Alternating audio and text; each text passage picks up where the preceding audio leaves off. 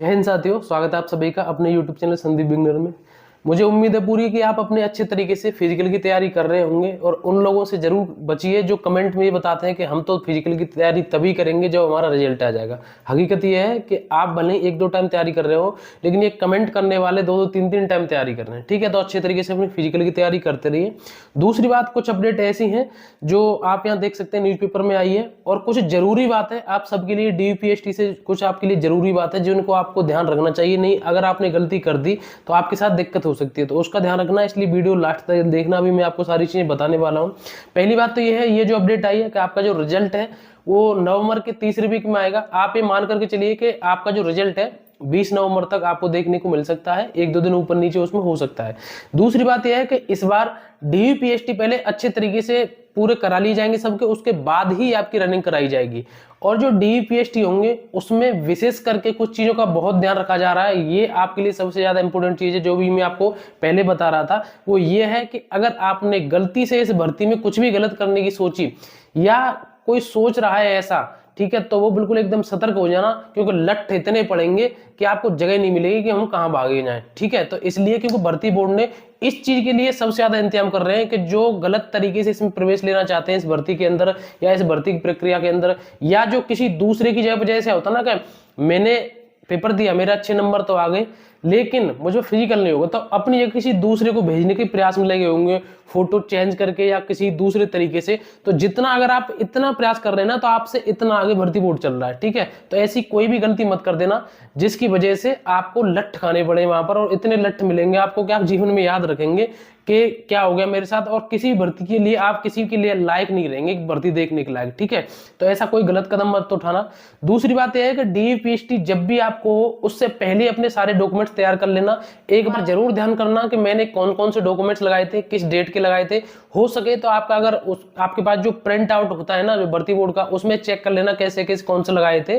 ठीक है, तो वही डॉक्यूमेंट्स आपको DVPST में ले जाने जो डॉक्यूमेंट्स जिस डेट के आपने उसमें लगाए थे। क्योंकि जब मेरी DVPST हुआ था तो मैंने वहां देखा था कि इस तरीके की जो लापरवाही है ना वो वहां पर बहुत ज्यादा भारी पड़ती है। तो ऐसा आपको कोई भी कदम नहीं उठाना कि जिसकी वजह से आपको वहां से वापस आना पड़े। हालांकि इसके ऊपर मैं बिल्कुल स्पेशल एक अलग से वीडियो बना दूंगा आपकी DVPST होने से पहले कि आपको कौन कौन से डॉक्यूमेंट्स ले जाने हैं, किसके डॉक्यूमेंट्स की किस तरीके से वहां पर जरूरत पड़ेगी।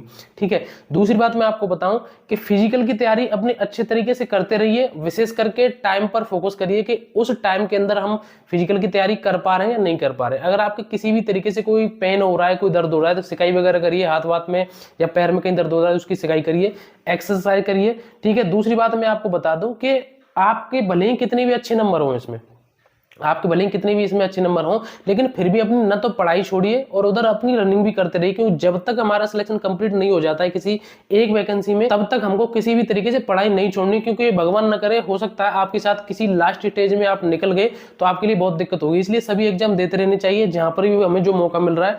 और इस बार जो DVPST आपके होंगे या आपका जो फिजिकल होगा, जो डिजिटल तरीके से आपके लिए बहुत सारी चीजें मशीनें ऐसी हैं, जैसे कि आपकी हाइट की होगी, वेट की होगी, या जो आपको मैंने बताया ना भी कि उन लोगों की सबसे खास करके पहचान की जाएगी जो गलत तरीके से इसमें प्रवेश लेंगे, तो उनके लिए AI का भी प्रयोग किया जाएगा। AI आप सभी जानते होंगे, आर्टिफिशियल इंटेलिजेंस, यानी कि उससे पता लगेगा कि कहीं ऐसा तो नहीं किसी की जगह पर कोई दूसरा अभ्यर्थी प्रवेश कर रहा है। आपने देखा होगा जो पेपर हुआ था आपका, उसमें आधार कार्ड का चीजें पहले पहचान ली गई थी कि इनका आधार कार्ड चेक होगा। तो इसी तरीके से यहाँ भी तैयारी की जा रही है। दूसरी बात, सभी ग्राउंड तैयार किए जा रहे हैं, क्योंकि आपकी जो DVPST होगी बहुत अधिक संख्या में DVPST होगी, तो उनकी सभी को बिठा करके ग्राउंड में तैयारी की जा रही है अच्छे तरीके से, आपकी रनिंग के लिए भी और DVPST के लिए भी। हर जगह पर ये नोटिस भी भेज दिए गए, बहुत अच्छे तरीके से आपकी तैयारी चल रही है। आपकी जो रनिंग होगी वो दिसंबर में आपकी जो रनिंग है वो करा ली जाएगी। ठीक है, उससे पहले आपके DVPST होंगे, उसके बाद आपकी रनिंग होगी। बहुत ही बेहतरीन तरीके से आपको तैयारी करनी है। किसी भी तरीके की कोई भी आपको समस्या आ रही है, आप मुझे इंस्टाग्राम पर पूछ सकते हैं।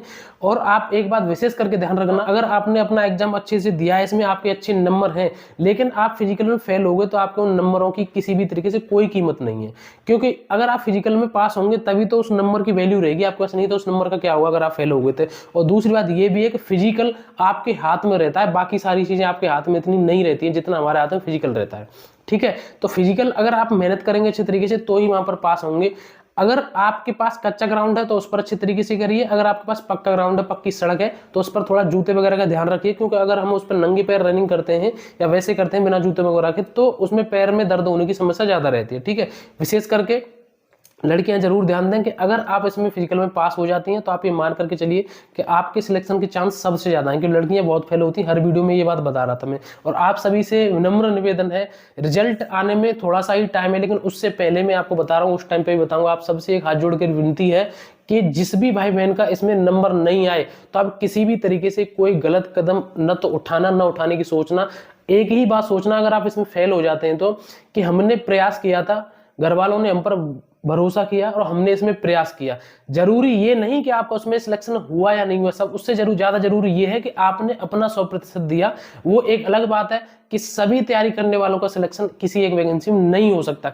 किसी का इसमें होगा तो किसी दूसरी में हो जाएगा। इसमें बहुत सारे ऐसे होंगे जिनका इसमें सिलेक्शन होगा, उनसे पूछ करके देखना वो कितनी वैकेंसियों से, पिछले भर्तियों से फेल होकर के आ रहे हैं। दूसरी बात मैं आपको बता दूं, हमारे जीवन का उद्देश्य सिर्फ और सिर्फ एक नौकरी ही नहीं है। हमारे पास बहुत सारे विकल्प हैं, हमारे पीछे हमारा परिवार है, हमारी कुछ और भी सपने हैं।